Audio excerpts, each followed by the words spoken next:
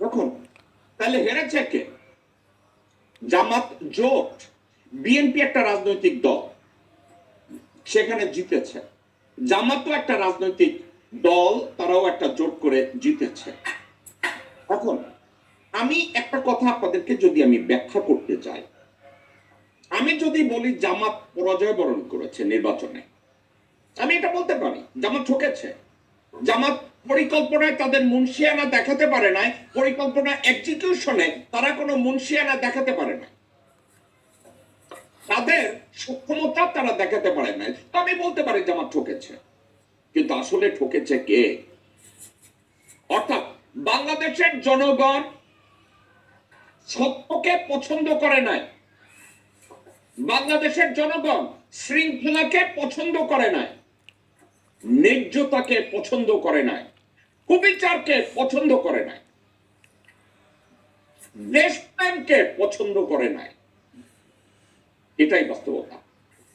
তাইলে আধুনিক বিশ্বে অথবা ন্যায় নীতিবান সুশৃঙ্খল একটা ব্যক্তি জীবনে আপনাকে তো এটা মেনে নিতে পারবেন না যে সত্য ঠকে গেছে, না শৃঙ্খলা বোধ হেরে গেছে।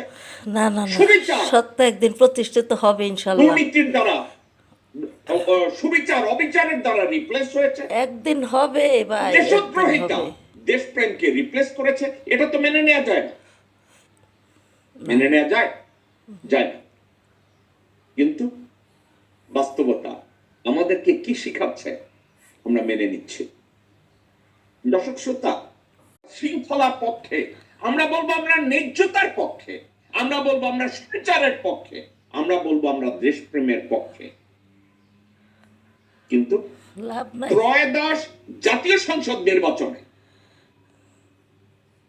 সত্যের পক্ষে যায় না, শৃঙ্খলার পক্ষে যায় না, ন্যায্যতার পক্ষে যায় না, সুবিচারের পক্ষে যায় না, দেশপ্রেমের পক্ষে যায় ওই যে শয়তানরা, এবার পিছেরা।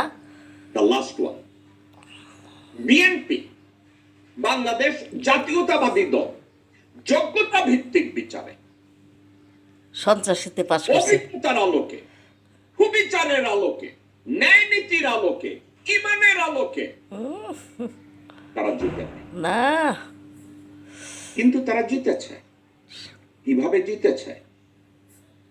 কূটকৌশলে জিতেছে, দেশদ্রোহিতায় জিতেছে, চাঁদাবাজিতে জিতেছে, দখলবাজিতে জিতেছে, বেইমানিতে জিতেছে। ওরে দাদা রে।